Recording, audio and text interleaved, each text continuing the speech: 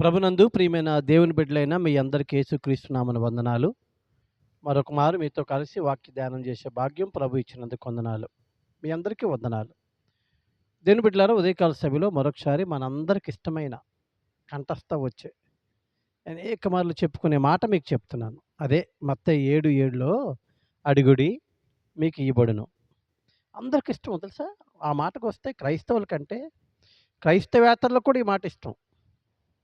ఆ! చాలామంది వేదికల మీద లేకపోతే చాలామంది నాతో మాట్లాడుతూ హైందవ సోదరులు కూడా, "అయ్యా, మీ దేవుడు అడుగుడి మీకు ఇవ్వబడును అన్నాడు కదా! మా కొరకు అడగండి" అని అంటారు.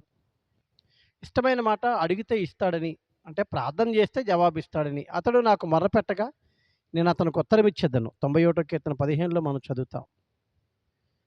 నాకు మొరపెట్టుము నీకు ఉత్తరం ఇచ్చేదను. చాలా సార్లు మన ఈ పాదాల్లో చదువుతాం. మనకో సంగతి తెలుసు. అదేంటంటే మనం అడిగితే, లేక మొర్రపెడితే, లేక ప్రార్థన చేస్తే దేవుడు జవాబిస్తాడని. కానీ ఓ సంగతి ఈరోజు మీకు చెప్పడానికి నేను సిద్ధపడ్డాను. అదేంటో చెప్పనా? మనం అడిగిన దాన్ని, లేక మొరపెట్టిన దాన్ని, ప్రార్థన చేసింది దేవుడు జవాబిస్తాడని తెలుసు గానీ, ఎలాగిస్తాడో తెలీదు తెలుసా? ఇస్తాడని తెలుసు, కానీ ఎలాగిస్తాడో తెలీదు. ఈరోజు 3 సంగతులు నేను మీకు తెలియజేస్తాను. మన ప్రార్థనకు జవాబు దేవుడు ఇస్తాడు. ఖచ్చితంగా ఇస్తాడు. అయితే తగిన సమయంలో, మన దృష్టిలో అయితే ఆలస్యంగా. తగిన సమయంలో దేవుని దృష్టిలో, మన దృష్టిలో ఆలస్యంగా. అందుకే నేను ఆలస్యంగా ఇస్తాడు జవాబు.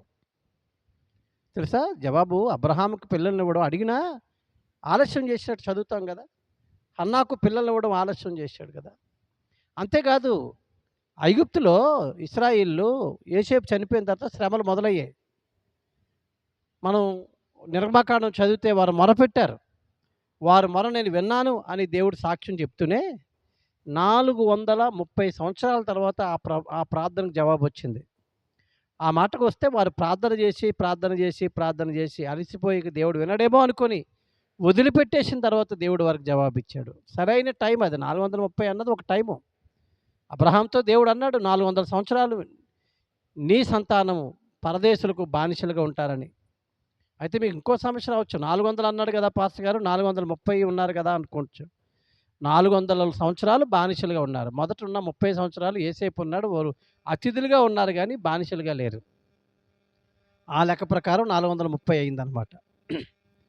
అలాగే బబులోను సామ్రాజ్యానికి వెళ్ళాక కూడా వారు విడుదల కొరకు ప్రార్థన చేసినా 70 సంవత్సరాల తర్వాత వారు విడిపించాడు. ఎందుకంటే ఇర్మియా ప్రవక్త ద్వారా 70 సంవత్సరాలు మీరు అక్కడ బానిసలుగా ఉంటారని దేవుడు చెప్పాడు. అలాగే న్యాయాధిపతులు 6వ అధ్యాయంలో కూడా గిద్యోను ద్వారా మోయాబీయుల అమ్మోనీయుల చేతిలో నుండి విడిపించడం ఒక టైం ఉంది. ఫిలిష్తీయులు చేతిలో నుండి 40 సంవత్సరాల తర్వాత ఇజ్రాయెల్‌ని విడిపించడం సంసోను నాయకత్వంలో. ఇలాగూ ఆయా సమయాలకు ఉంటుంది, సమయం ఉంది. కాబట్టి దేవుడు మన ప్రార్థనకు జవాబిస్తాడు. అయితే మన దృష్టిలో ఆలస్యంగా ఇస్తాడు. ఆయన దృష్టిలో సరైన సమయంలో ఇస్తాడు. రెండోది, దేవుడు ప్రార్థనకు జవాబు ఎలాగన్నా ఇస్తాడు. కానీ నువ్వు అనుకున్నట్టు ఇవ్వడు. అది గుర్తుపెట్టుకో. నాకు ఈ డబ్బులు కావాలి, పలానోళ్ళు ఇస్తారేమో, వీళ్ళు డబ్బున్నోళ్ళు ఇస్తారేమో, లేకపోతే ఇది ఉందేమో, ఇలా జరుగుద్దేమో, అలా జరుగుద్దేమో అని నువ్వు ప్రార్థన చేసిన తర్వాత మనం కొన్ని ప్రణాళికలు వేసుకుంటాం. ఇలా జరిగితే బాగున్ను, అలా జరిగితే బాగున్ను. కానీ నేను ఒక అనుభూతితో చెప్తున్న మాట, దేవుడు ప్రార్థనకు జవాబిస్తాడు కానీ నువ్వు అనుకున్నట్టు ఇవ్వడు. ఎర్ర సముద్రం దగ్గర మోషే ప్రార్థన చేస్తే సహజంగా ఏమనుకుంటాం? ఓ పెద్ద ఓడ పంపిస్తాడేమో అనుకుంటాం. కానీ ఎర్ర సముద్రాన్నే పాయలు చేస్తాడు అనుకోం కదా! నీరు లేనప్పుడు మోషే ప్రార్థన చేస్తే పక్కనేదో బావి చూపిస్తాడు అనుకుంటాం.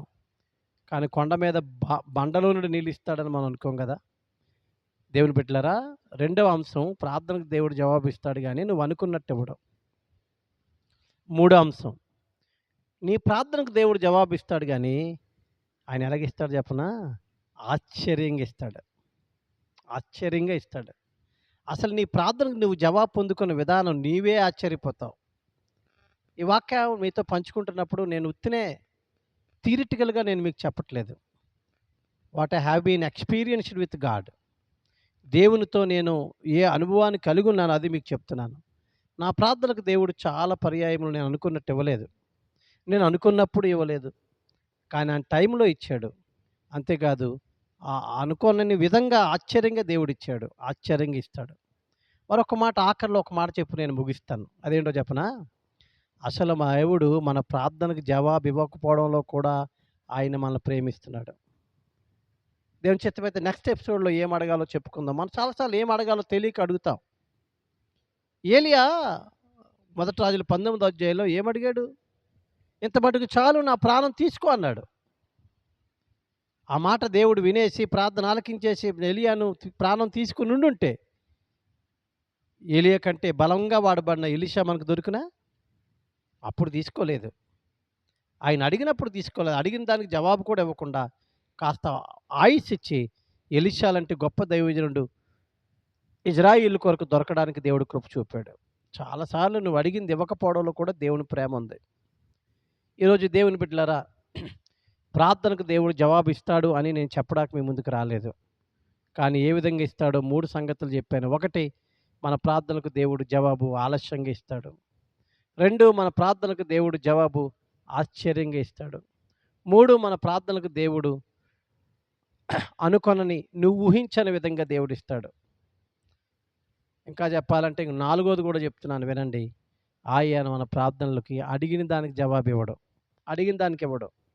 ఎలాగిస్తాడు పాస్టర్ గారు అంటే, అడుగు వాటికంటే, ఊహించు వాటికంటే అత్యధికంగా దేవుడు జవాబిస్తాడు. ఉన్నతమైన జవాబిస్తాడు.